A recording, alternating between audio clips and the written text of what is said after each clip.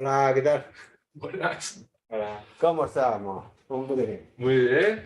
¿cuánto tiempo, no? ¿Qué años? ¿Años? ¿Qué tal? Muy bien, muy bien. ¿Sabes que este es mi hijo? Anda, hostia. Este señor aquí y yo éramos compañeros de clase cuando, en física, cuando en Zaragoza. Uy, ¿qué? ¿Pero cómo es posible? ¿Cómo puedes tener un hijo tan grande? ¡Qué horror! ¡Qué Es el horror! más pequeño de todos. Eres el más pequeño de todos. Te has quedado corto. Hostia, ¿dónde son los años? Y siempre me acuerdo yo de este hombre cuando se traía a Los clase los bocadillos. bocadillos así. ¿Cómo los llamaban en Zaragoza? No. Me refiero, Bocadillo. bocadillo. Sí. No era no tenía un nombre, ¿no? No. Pero se traía unos bocadillos ahí que me da una envidia ahí, un bocadillo así con Es que en clase no teníamos hueco para entre medio de clases para comer. Entonces yo lo tenía debajo del tal y cuando el profesor se aburrió,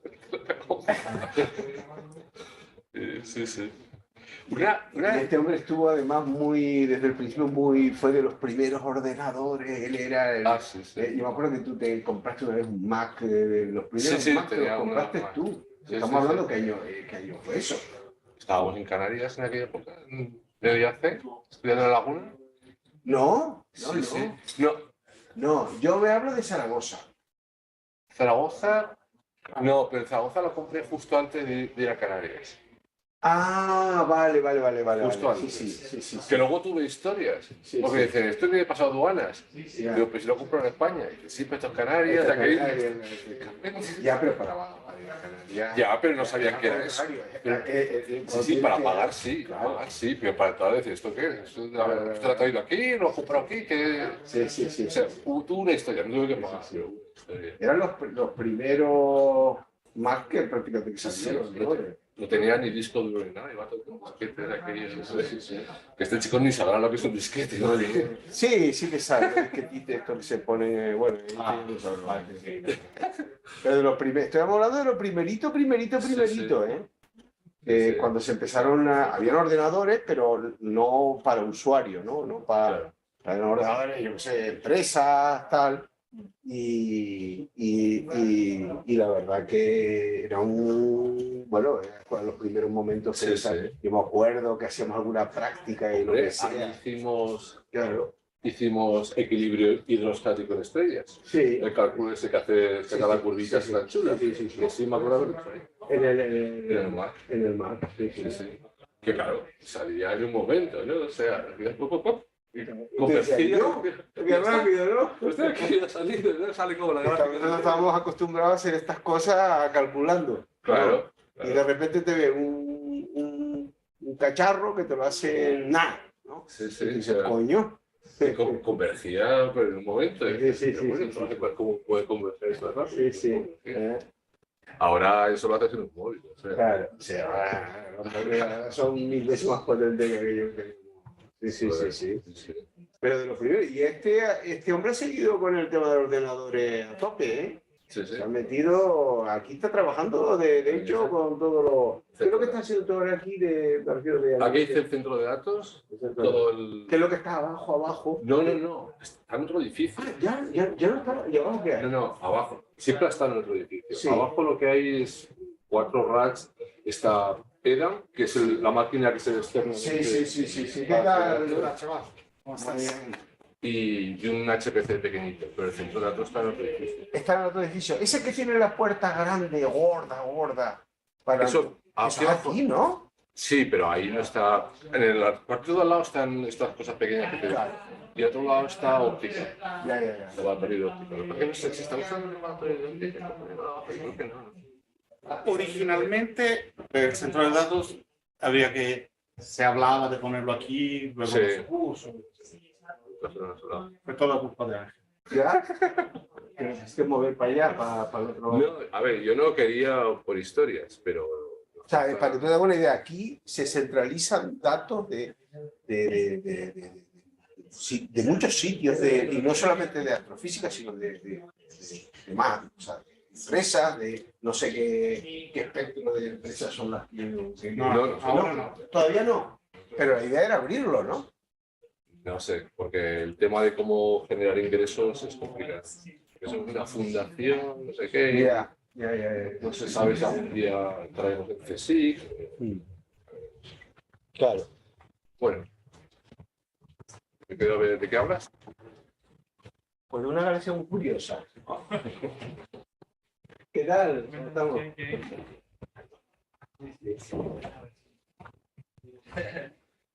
Qué bien, Alexandre, me encanta el tema de la charla. Te encanta, ¿verdad? Es que me pillaste desprevenido, porque no era mi intención, pero bueno. Ahí la terminé de apurar ahí en el tren y tal. Son cositas que. Bueno, en el tren que ya se da has tiempo a contado. mucho. Y tanto. Hacer el paper. Es que son 2 horas y media, ¿no? Sí. Muy bien. La de charlas que se han hecho en aviones y trenes. ¿Sabes? Sí. Sí, siempre voy donde quiera. Que por cierto, hoy es el primer día que mi hijo hoy escucharme está en la mía. Y lo pilló de paso a Zaragoza, que yo tengo, mi mujer es Maña, de allí de Zaragoza, estamos de camino, ¿no? Y yo digo, bueno, vamos a saludar a la gente por ahí. Y tiene que subirse este. Chico, lo siento. Bueno, se empeñó él, yo no he dicho. ¿El Torico o la charla? Ah, es que. Ya, pero luego daremos una vuelta, hombre. ¿A qué hora vas para Zaragoza? Pues cogí el 16 y pico. Ah, bueno, No tiempo para dar. Se ve. Hombre, ¿Cómo han dejado los sonogramas? Pensaba que eran remotos. Pensaba que eran remotos. ¿es verdad? ¿Eh? Sí, sí. Así que, bueno, Yo creo que. veo que estamos todos. Hombre, ¿Qué ¿qué tal? tal, hombre? ¿Cómo Lo estamos? vimos hace poco, pero bueno. Ya me dicen si quiere que la den en español o en inglés, yo como quiera, me da igual. Sí. Eso manda Juan, pero Te manda normalmente lo Juan. damos en inglés, pero ¿En inglés o español? Como En quiera. inglés, Vale, que luego perfecto. esto se graba y queda ahí. Ah, vale, para la vale, posteridad. Venga. Okay, so I think we can start already. Thank you very much for being here. And today the invited speaker for this flyby talk is Alexandre Vazdekis, and you know him very well, so he did a little presentation. And today he's going to talk us about a very interesting galaxy, a prototype massive relic galaxy, NGC 1277, right? So whatever you want. Okay. So it's always to be a pleasure here with you. This is a place that I like it so much, especially because you know. So that's I know you all. So anyway, so today's talk is about this galaxy, as Juan introduced. This galaxy is well in a place like here, no, where a survey is ongoing, no. It looks a bit odd to talk about a single galaxy, right? But this galaxy is particularly interesting. It's a prototype of a compact, massive relic galaxy in the nearby universe. No? So I will show you some properties. By the way, most of I will focus on our recent papers of former students that are summarized in these 2 papers, right? These 2. Okay. So and you can have a look at it if you are interested. So this galaxy, I mean, if you want to look at galaxies like this one, okay, in the nearby universe, you can probably count them with this, with the fingers of your 2 hands, probably even 1 hand, okay. In fact, we also published Ana Ferrer Mateo, another paper about 2 more galaxies for which we derived all these properties, and they really look like very special, as you can see, for example, from these profiles. Okay, So they are very much, this is an elliptical light, this is a spiral light, but this is the 1277, which is very, very compact, okay? It's like galaxies at high redshift 2, okay? So they are very small in comparison to their normally sized counterparts in the near universe, no? Massive elliptical galaxies, for example. No? And this is, of course, with the scale. For example, just the effective radius of these galaxies, like a fourth of the effective radius of a normal galaxy. No? You measure it in distance. No? And this galaxy is in Perseus cluster. And this is one of the densest places within the cluster, which is a bit suspicious, okay? And it has a neighbor that is 1278, which is even more massive, no? And the fact that it's in a very dense region in this cluster is already telling, and there are simulations that show that this is probably the only place or one of the few places where you can find such a galaxy in the nearby universe. Okay. So the question, and the key question, and why I like to study this galaxy is this. I mean, you probably meet 15 years ago or so, even 10 years ago, everybody was talking whether the massive galaxies form monolithically. I am already a fan of that. I'm old-fashioned guy. And then the bigger simulations, so that was, so you get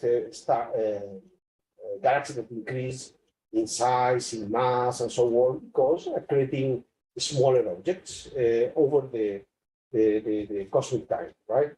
So the question now is that the more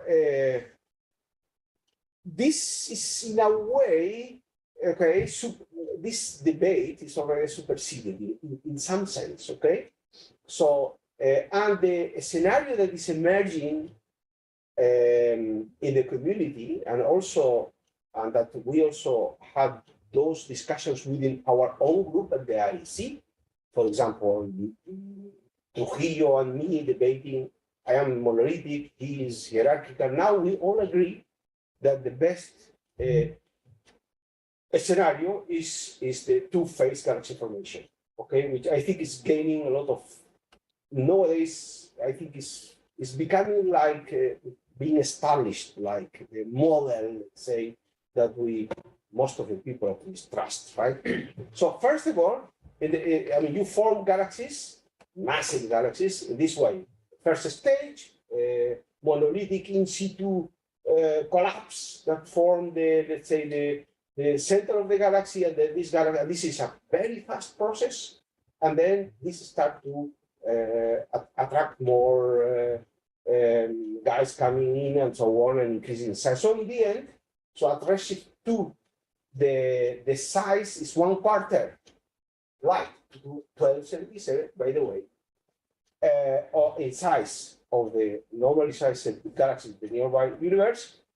And in mass, it grows by a factor of 1.5, perhaps. It's not so clear, but around 1, not 2, definitely not. Okay? So, and this galaxy looks, because it is nearby, this is the Perseus cluster, okay? So this galaxy looks like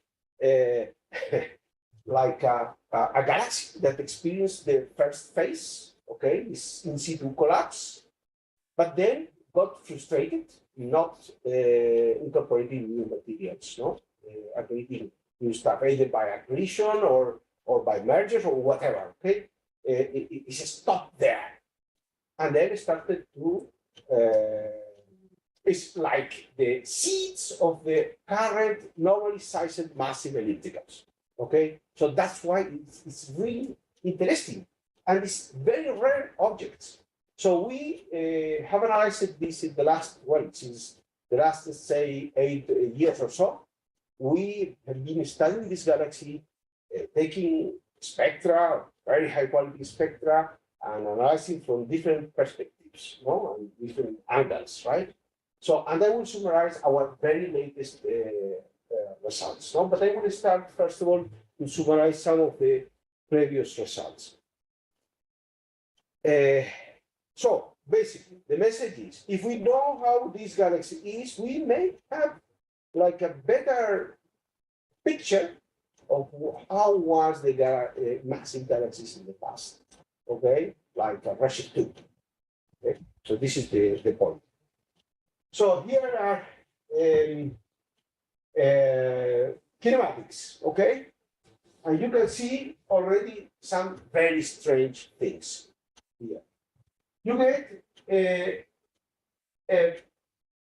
velocity dispersion, okay, that drops very, drastically, but look at the values that it reaches in the very center, around 400 kilometers per second.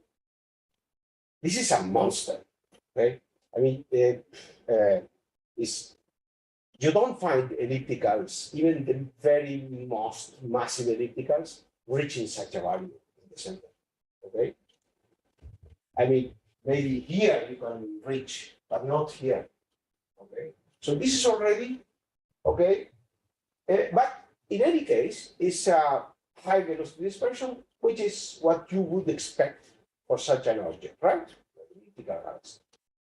But now, look at the rotation curve. Definitely unlike ellipticals. Ellipticals do not rotate, and this is already, judging for that, a fast rotator. Okay? But it is not a fast rotator because the sigma is also high. So it's a very strange guy, no? I think it's, well, this is from the kinematical point of view, is already telling you that this a very strange object. Now, I don't want to show the details, but this is the summary of what we learned from the optical studies, okay? So age, like the age of the universe, is very old, all the way at all galactocentric distances, okay?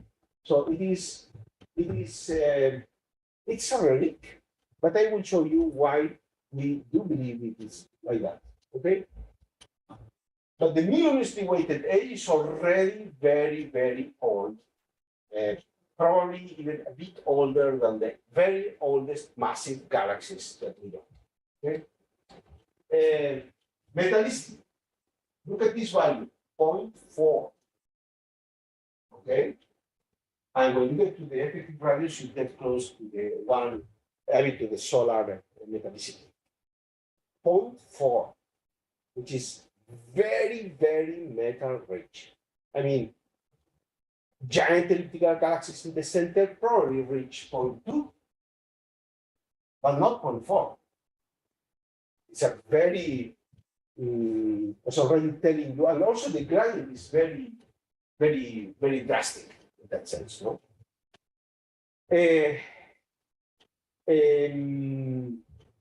Magnesium over iron. Well, magnesium over iron is an indicator of how fast the object falls, okay? Not when, which is given by this, but how fast. So according to this is above 0, so it means it forms in less than 1 gigayear. So it forms in less than 1 gigayear with values that are very, very high, and higher also than the normal, let's say, maximum ellipticals, which is something around here, okay? And it formed already at the very high, at the very beginning, okay? So very high redshift. So this is the picture that we get from the optical. And we do believe that this is a relic galaxy because we studied in detail the star formation history at different radii in this galaxy.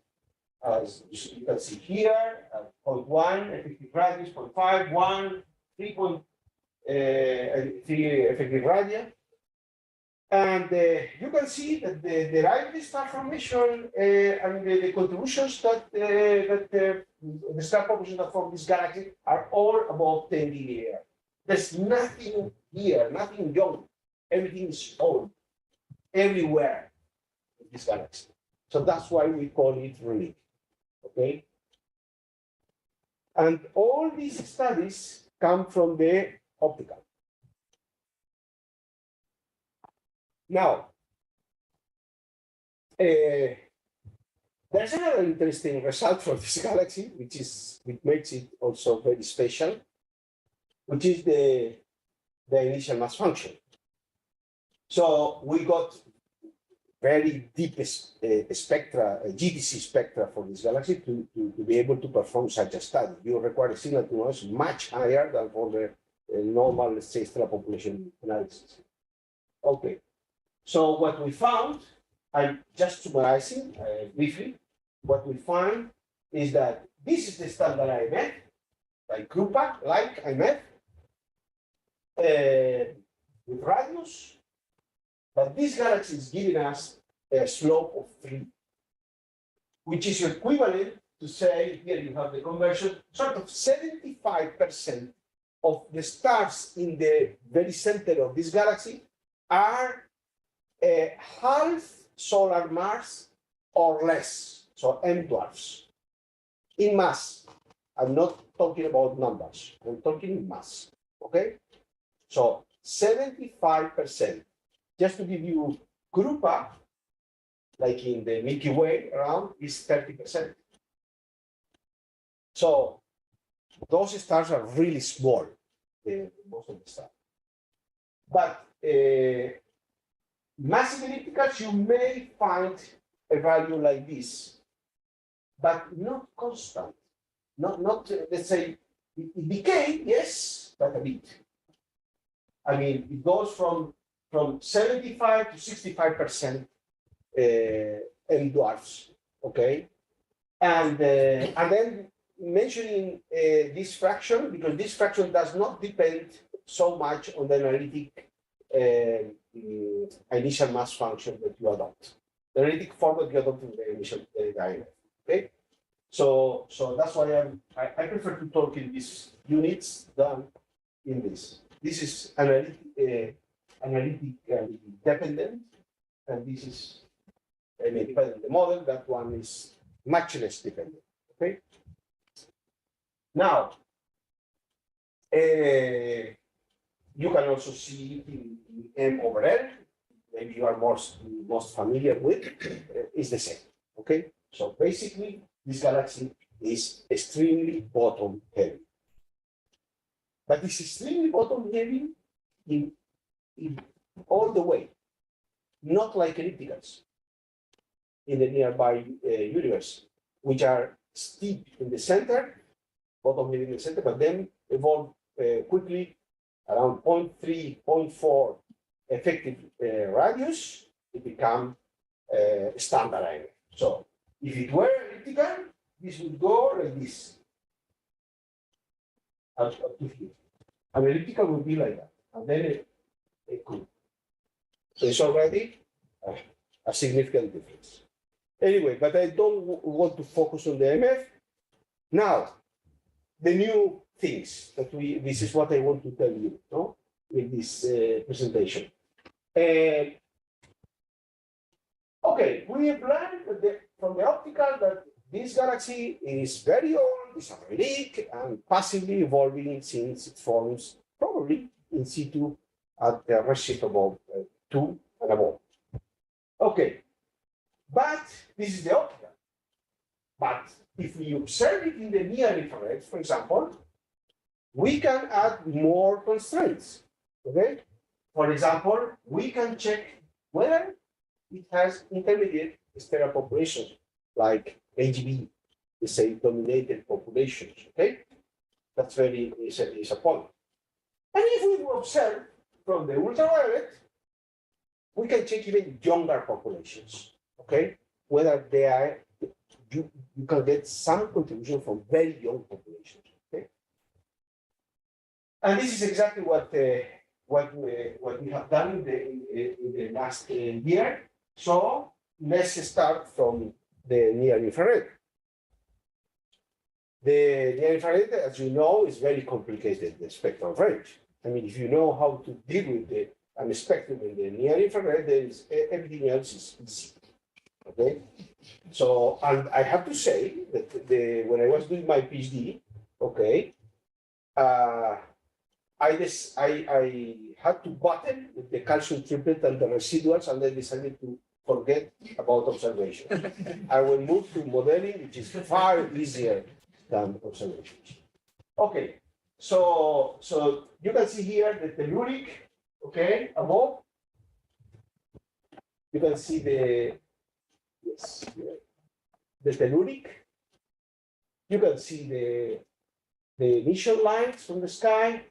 Is very complicated. And then, but you have a lot of interesting features. So we performed, and you can see here residuals from varying age, varying metallicity, varying IMF.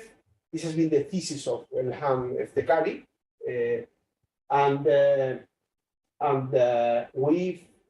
We identified like 24 features in the infrared that have been characterized in a way that never before.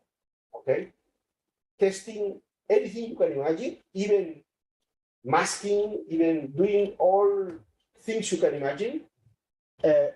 We optimized the indices to be very sensitive to the varying extrapolation parameters. I don't have time to go into detail, but you can see here, like sensitivities, for example, like this one, you see, or this one, or here, and so on. Yeah, and then we optimize the indices, and this is the one that we use for also for measuring, for the study 1277.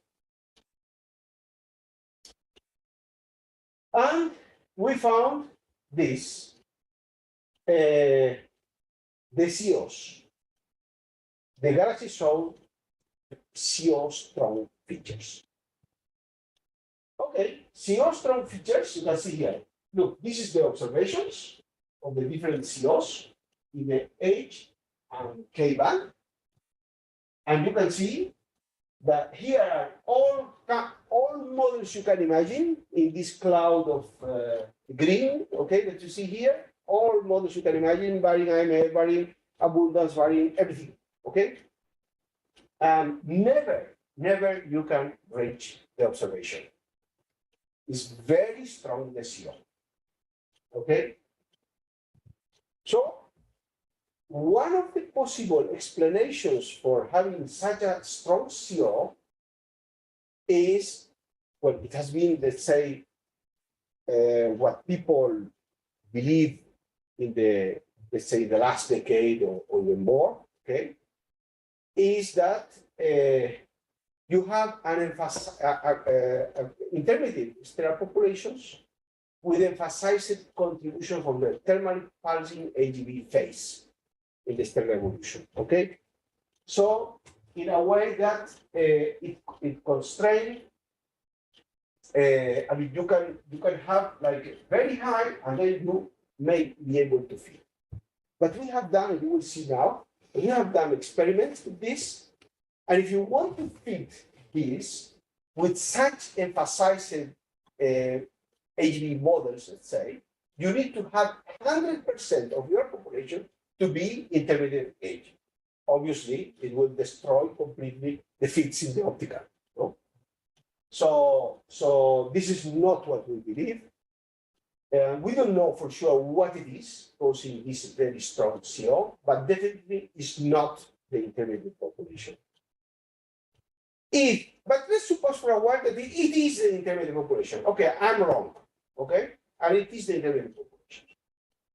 Okay, but this galaxy is a relic galaxy, it has no intermediate population. Then why it shows such a strong CO? Okay, so you see the counter argument. Okay, so here are the measurements and the comparison with the models. Okay, we are showing here a stacked spectra of very massive galaxies. Okay, at 1 and 4 kiloparsecs. Okay, and these are these points here with very strong CO, as you can see, in comparison to the model. This is the age, okay, 5, 10 years, and this is the CO strength, okay? And these are model predictions with varying age and with varying IMF and metallicity, okay? The dotted line are metallistics, higher metal. Okay, so you can see that the points are here, the observations are here, and the models are there. We already have seen this before, okay? But the important thing here, okay, we don't understand why, but we do see that this is similar to this, okay? They are all strong. The green is 1277, okay? So they are stronger than any model predictions, not only my models, any other model you can find in the market, okay? So it's very strong. We tested by varying several parameters, like introducing, for example, carbon enhancement. You can see how the arrows go up, okay, significantly. If you use AGB enhancement, you also go up, but you never reach. Even with the 100%, you don't reach these CO strong values. So clearly, we can already rule out the intermediate populations as responsible, okay, and also that there is no hints to have these intermediate populations in this galaxy. Probably the solution to the problem, and we are now developing the models to build carbon enhanced models and see how it goes. Okay, and it's very difficult, I have to say, but we will try, and we hope that in maybe a few years I come here again to show you the results. Okay. But it's very difficult to model the carbon because the carbon is, and these CO features are most prominent, and the main contributors are the oldest, I mean, the most evolved stars, okay? And they're in a very cool regime. And it's very difficult to model so much molecules, and, you know, it's very complicated. So, but we will try our best. Okay, but it looks like it goes in the right sense. Okay.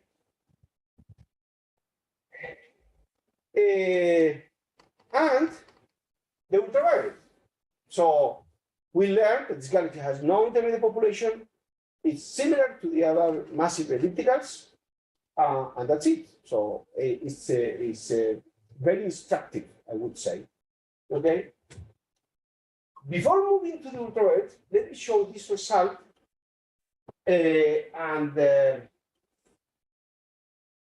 This is a stacked spectra of thousands of galaxies, massive galaxies. And you can see here what happens, okay?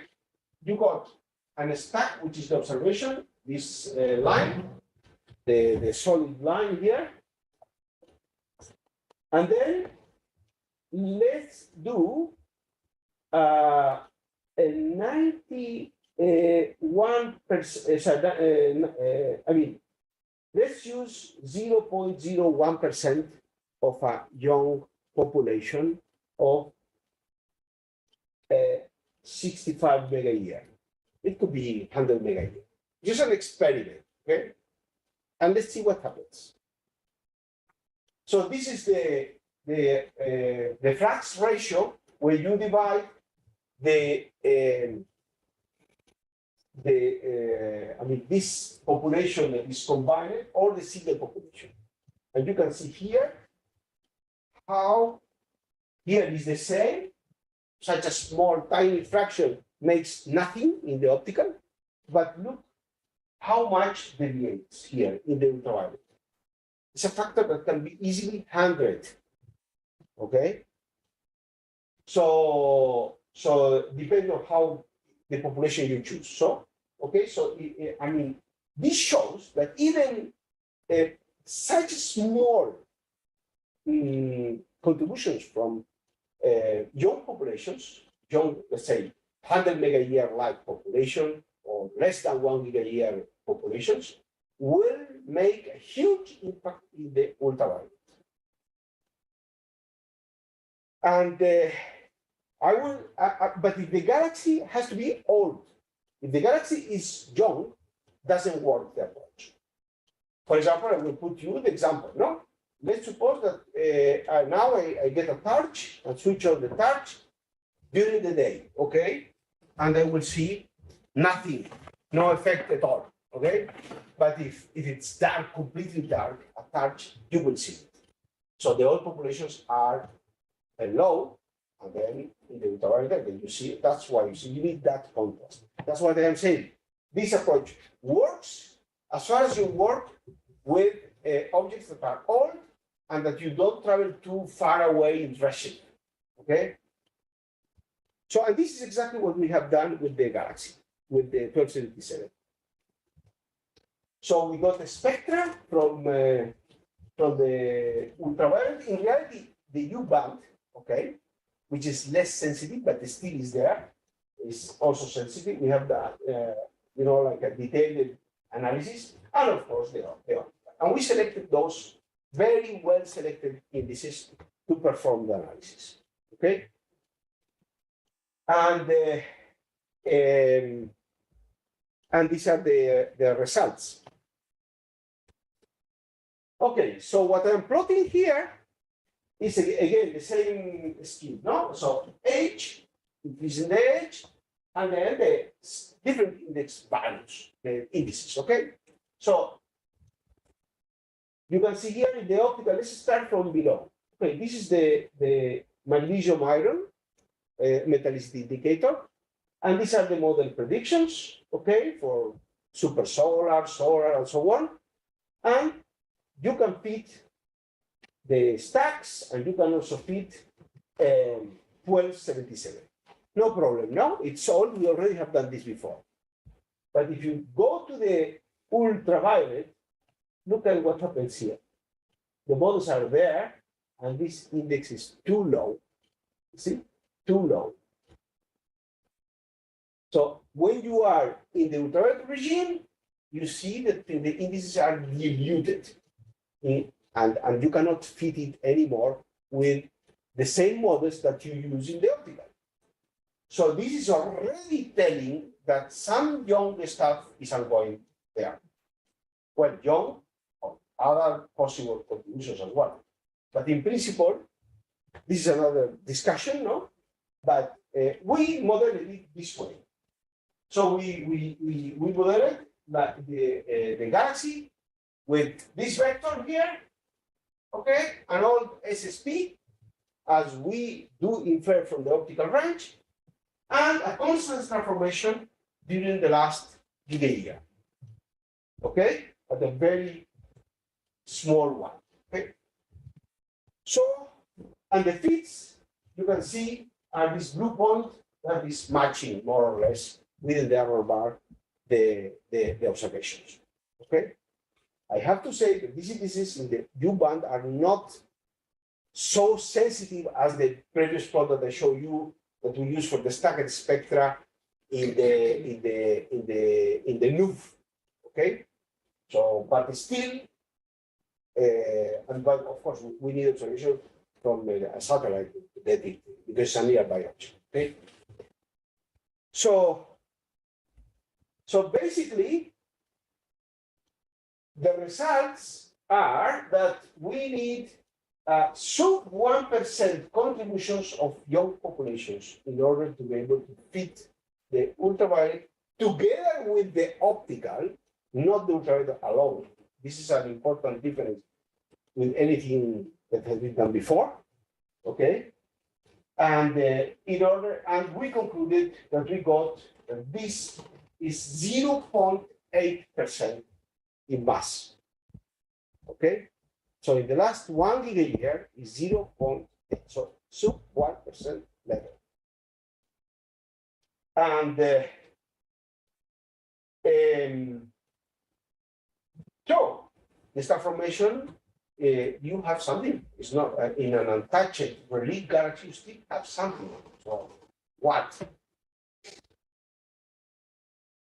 How does it compare with the stacks? I'm summarizing here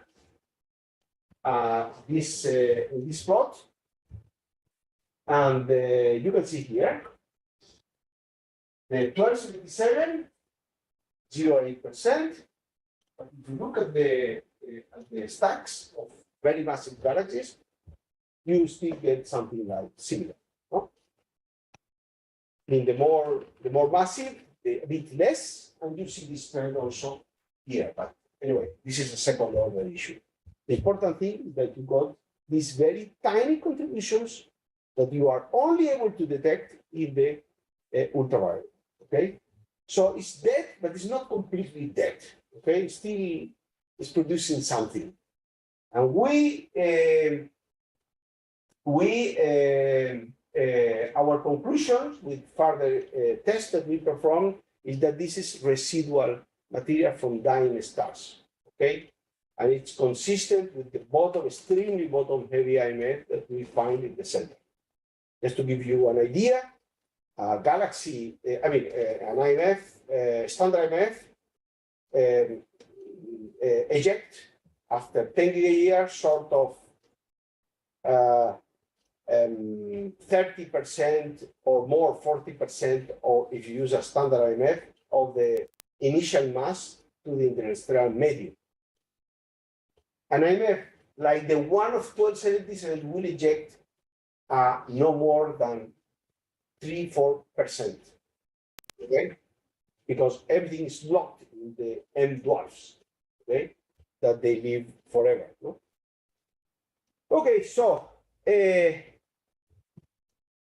well, this is something that I'm showing. These are results from my thesis, okay, back in '97.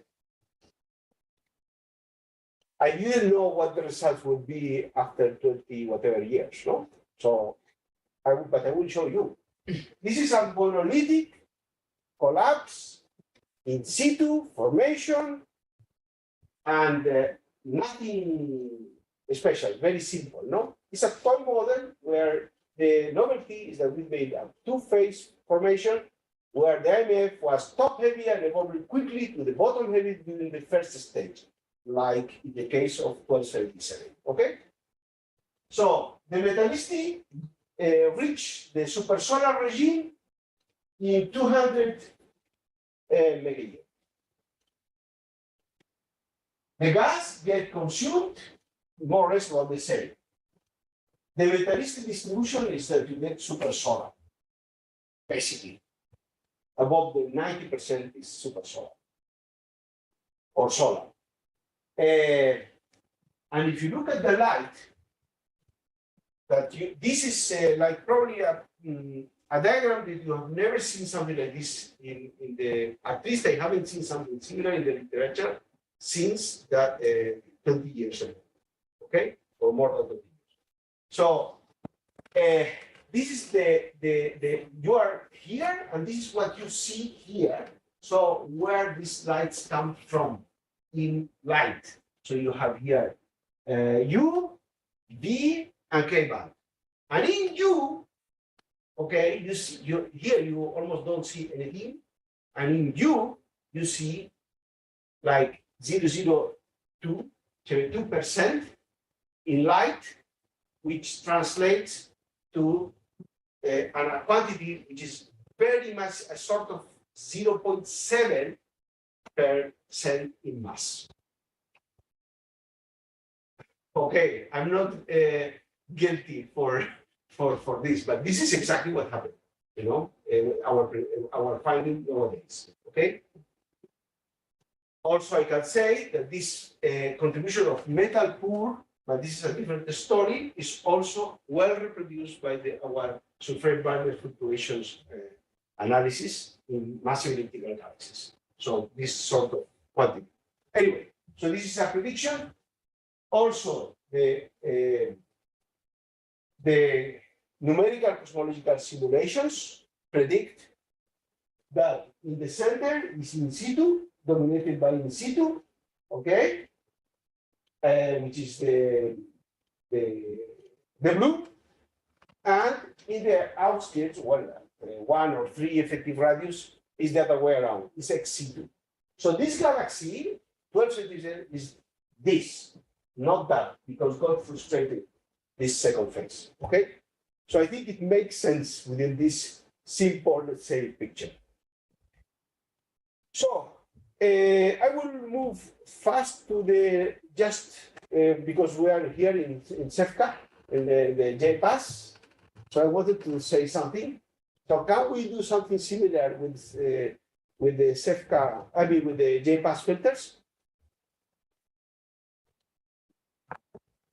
Okay. So SSP old plus whatever young, okay? I mean 0.1 gigayear, which is very representative. The 0.1 gigayear is a sort of representative of this star constant star formation in the last gigayear. Okay, just to give you a hint why we are using sort of 0.1. Okay, it's not it has not been taken just by chance. No? Okay, so this is a purely old blue, okay, population. If you contaminate it with 0.1, okay, a year, I mean 1%, you get this. Of course, you contaminate with more, you get that 10%, you know. So can we see it? Well, you have to come at redshift 0, very, very, I mean, to the very blue end in order to be able to catch sort of, maybe assume this is half magnitude. So, well, more roughly doubling, okay? So if you go to 3,500 angstrom, you probably can see a difference of, it's going to be tough, but in principle could be possible. If we move a little bit away and we go to redshift 0.4, now we do see here 4,000, this big, you know, jump for 1%. I'm not talking about this 10%, okay? I'm talking about the 1%, which is more or less like what we are seeing, what we are discussing here, no? So in principle, a redshift 0.4, even less than a redshift, I would say from redshift 0.2, it would be possible. Obviously, if you go to redshift 0.8, then it's very easy, no? But then the population is no longer old, you know? So that's why I wouldn't go here, but I will stick to this plot, okay? And this plot shows that with the J-Pass filters, you can do this kind of very, you know, detailed analysis of the young contributions in the even you don't even in the optical. You don't need to go to the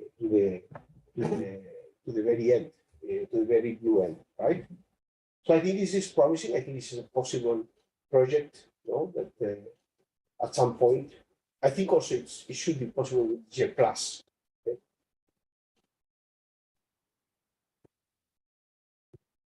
Okay, so I think I will stop here with this.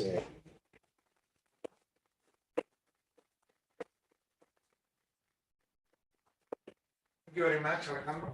Sebastián? Thank you, Alexandre. Very nice talk. I have too many questions, but I'm gonna try to synthesize everything to just one. So all the model, in order for the model to work, it relies in a simple fact that is that you need a single burst of star formation in the elder ages possible, so like 1 Hubble time. And then during the duration of that burst, let's say 1 gigayear or less, that the initial mass function goes from top heavy Exactly. to bottom heavy. Yes. So my question is, how normal is that? Like, is that even possible? Are there any other examples of galaxies where you have seen similar behaviors or? Well, the model that I proposed back in '96, paper, and you can see this plot that I show you in the '97, in my paper '97, is that you need to evolve and you need to do it quickly from exactly as you said, from top heavy to bottom heavy in this first phase. Okay, and in fact, the more massive, the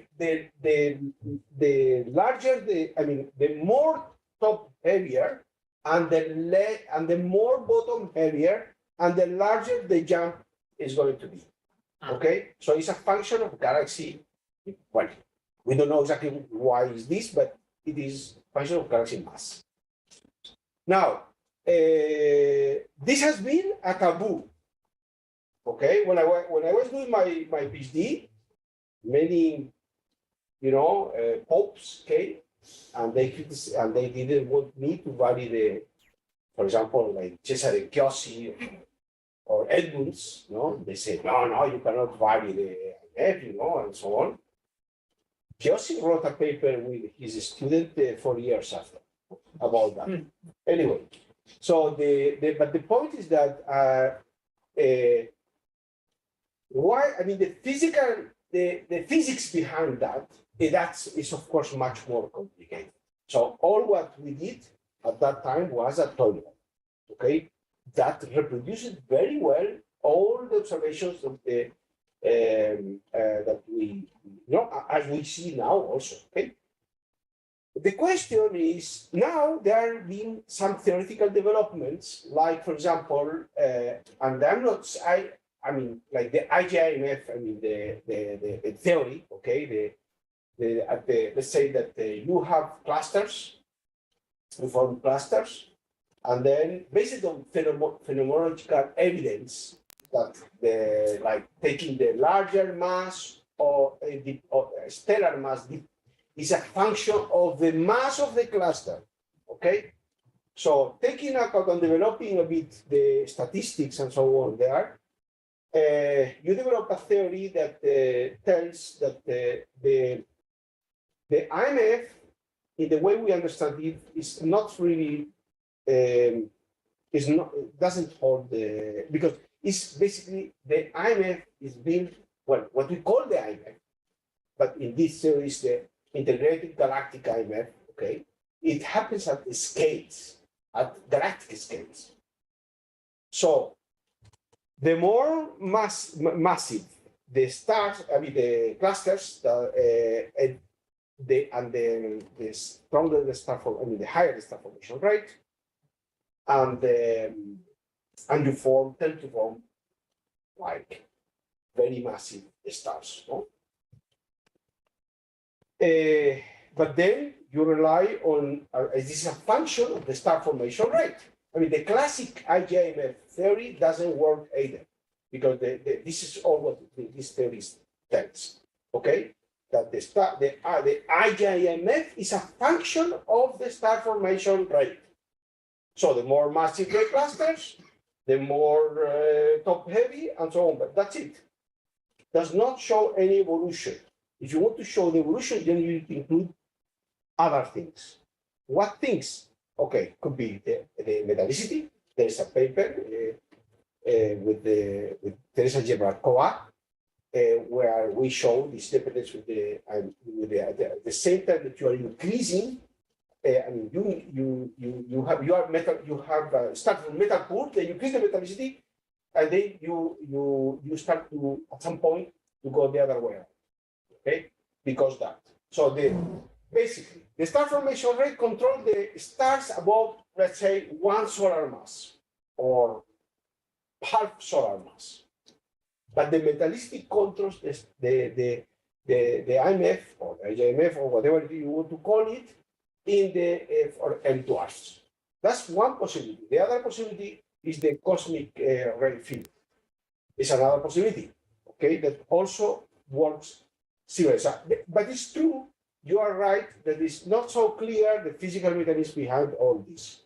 This needs a lot because basically it's a very it's a challenge because what you need to understand that you need to do, for example, simulations, okay, at scales, at very detailed scale, very small scales, and also on maybe no more than the ones that do this fragmentation and so on is 10,000 years only. They don't get farther, you know. And then you are talking about the center of a huge galaxy, which is a different scale, different, you know, this is very complicated, you know, to sort out. But with if you want to explain the bottom, just take it easy, okay? I will just give you one argument for showing this in a very clear way. Okay, let's suppose that, I mean, we know that the galaxies, massive galaxies, are super metal rich. At the super solar metallicity regime, right? If we observe that these are bottom heavy and they never change, come on, how can you get to this metallicity that you see today? In fact, you get a metallicity with this bottom heaviness, you get a metallicity of -2. Okay, so not super solar, -2.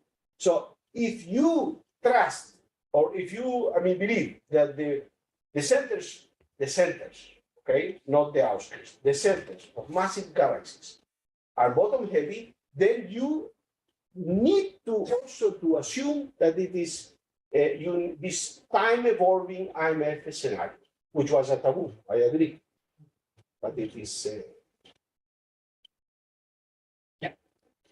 Oh, thank you. I just say that I was puzzled because of the metallicity of having bottom heavy. Exactly. Just 1 gigayear of burst 13.5 gigayears ago, and yet hypersolar, super solar metallicity. Exactly.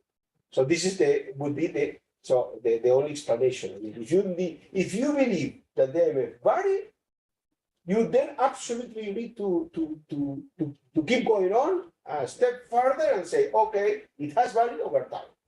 Okay, this is that's why I'm showing it, because it's the model I proposed, you know, long time ago. Thank you, Alexandre, for the talk. Very interesting. I have one first question about this. Since you have the picture, the plot here. You see the differences when adding the young stellar population, but that is when you fix the metallicity. Would that be possible to break when you have different metallicity values? Yeah, the answer is yes, okay. Because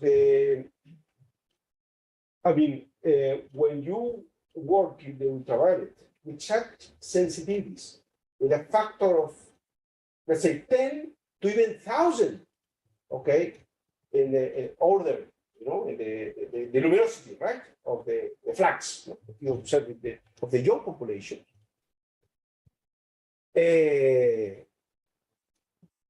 Do you really care about the metallicity? And what about that? If the metallicity is a second order, I mean, a third order is just nothing. So sometimes I see that people want to look at the magnesium over iron, for example, things like that. I have seen projects, I've been the referee of papers like this once, a redshift 3. Good luck. So the point is that it's overwhelming the flux of the young population, and that's why such a small contribution, tiny, less than 1% contribution, are capable of diluting the indices. So this jump that you have seen, this dilution in the like this one, no? Yeah, this dilution that you see here,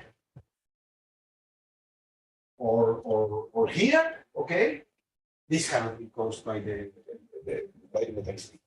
Well, unless you want to fit a galaxy, but this is because you are in the U band. But if you move to the null, then it's absolutely no way to do it with the metal speed.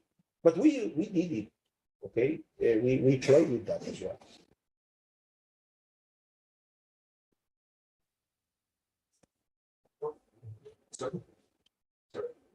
Could the ultraviolet excess be explained by other sources or instead of young stars, like maybe binary interactions? But this has been Taking into account in the model? very good questions. In fact, this has been a lot of buttons with the reference to that, you know.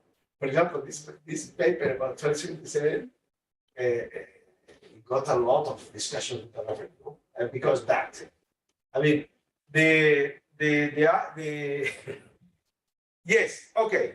What can cause this excess of flux? But well, we are talking not about the far ultraviolet. I will follow you, okay? But this phenomenon is in the far ultraviolet, okay? When we talk about the ultraviolet excess, I mean this is far ultraviolet, not U band, okay? In any case, I will follow you with your point, no? Because it's a very interesting one. When we say that we found 0.8% of young populations, we always make it sure to write in the papers that it is an upper limit for the young population. We never discard other possible conclusions, okay? Just because that. What can cause, now let's go to the physics, okay, behind that, okay? So what can cause this excess in the ultraviolet, okay? It could be, for example, the young populations, of course, could be the post-AGVs, okay? We can already discard the post-AGVs. Also, it has been like one of the main scenarios to explain it. We found very strongly that there cannot be post-AGVs. I don't have time to explain it, but it's in the papers, okay? Anyway, post-AGV could cause it, okay? It could be extreme horizontal branch. This is the key point. How you get to the extreme horizontal branch, that could be different channels. Like, for example, the ones you mentioned, of binaries, or if you include the helium content, or metal pool populations, or super metal rich, or AGV manqué is another option, okay? That has been like forgotten, okay? Has been really introduced like more than 20, 30 years ago, and people are not talking too much about it, okay? But the AGV manqué is just you get frustrated. I mean, from the horizontal branch, you don't go to the AGV, but then to the hot, you know. So so there are several options. We can probably discard most of them, and the most difficult to discard is the extreme horizontal branch. With the metal-rich population, I can advance you one result regarding that, because it has been a long battle with the referee, by the way. And I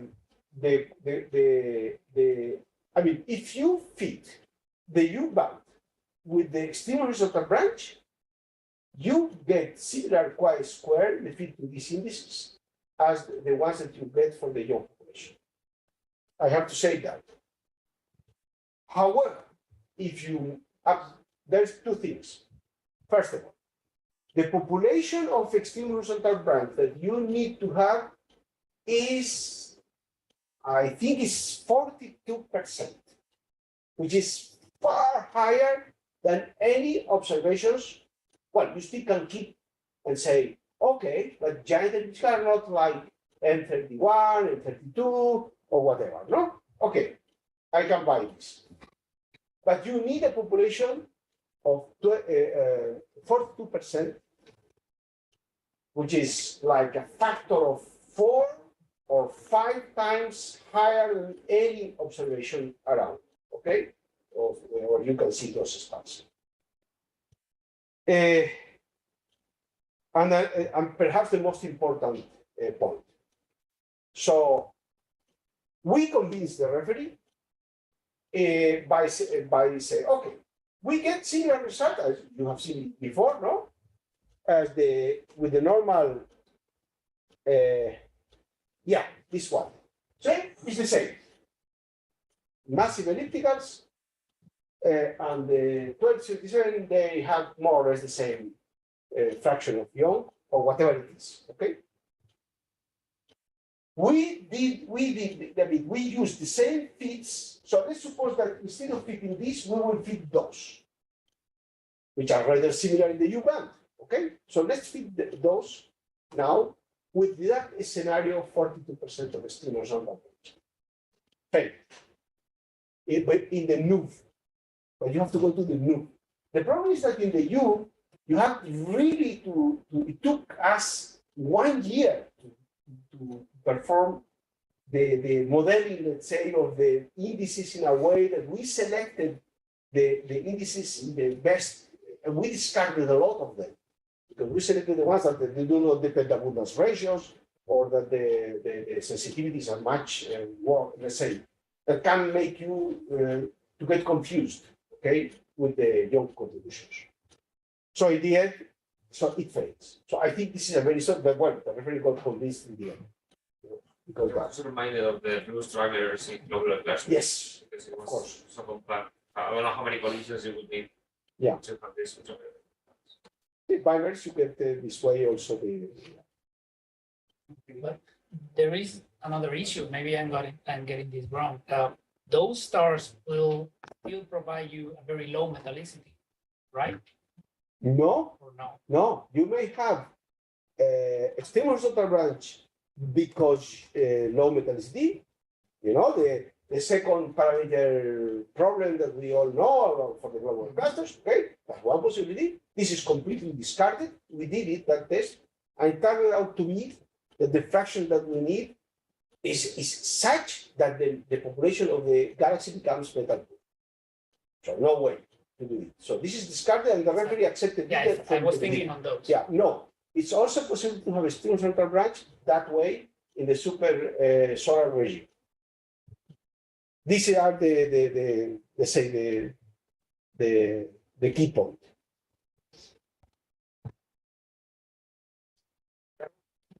Very nice talk. I'm curious about gas.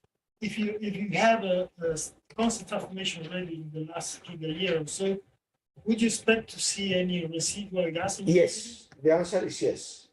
And in fact, we have with the stacks you could see a residual in the Balmer lines, okay, and that residual we transformed it to star formation rate.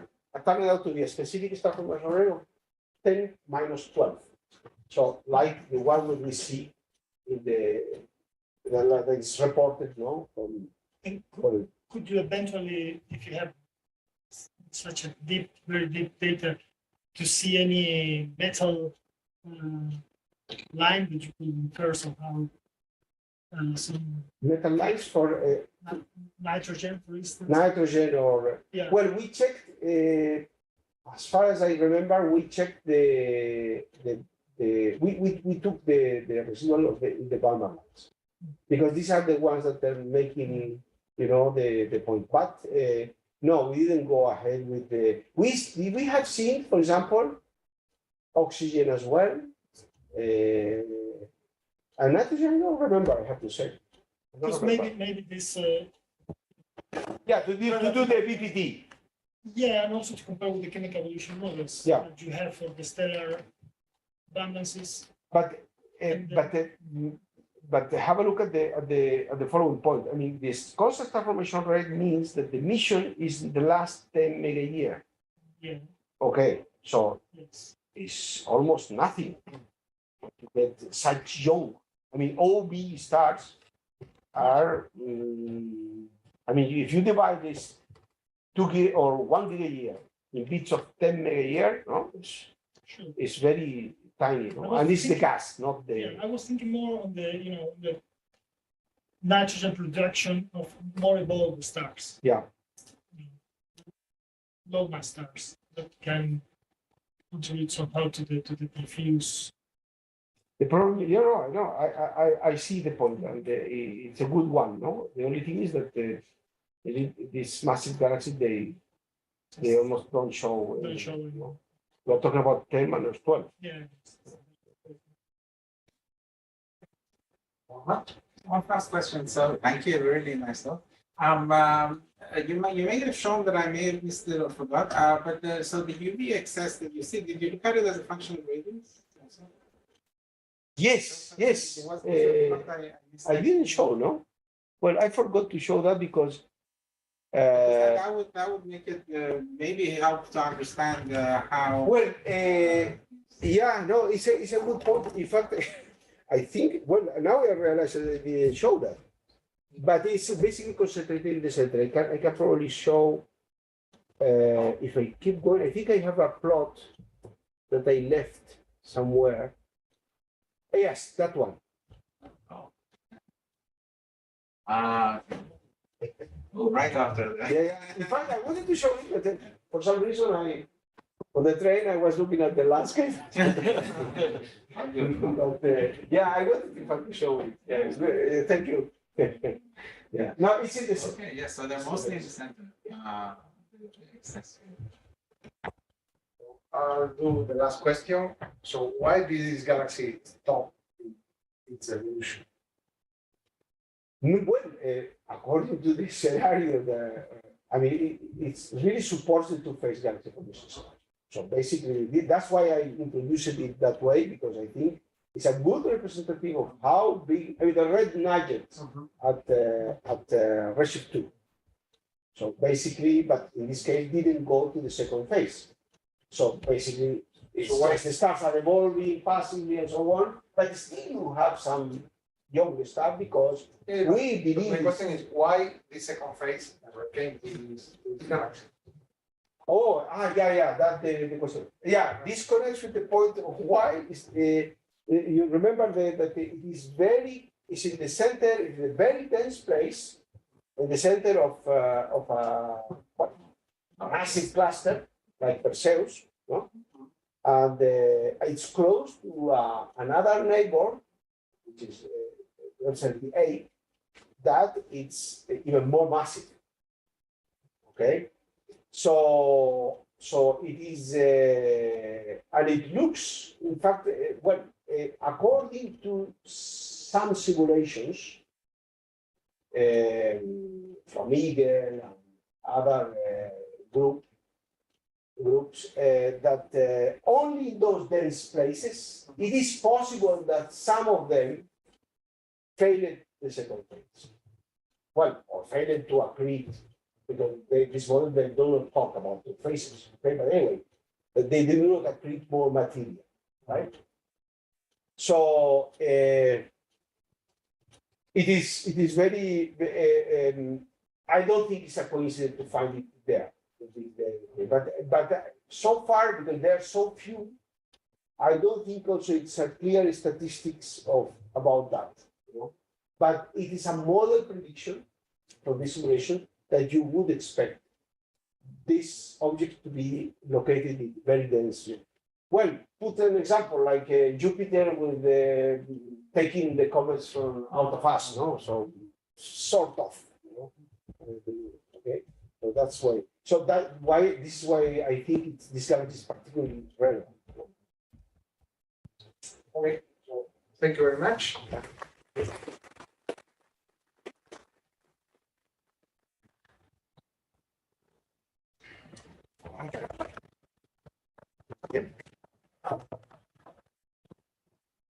Ya veo que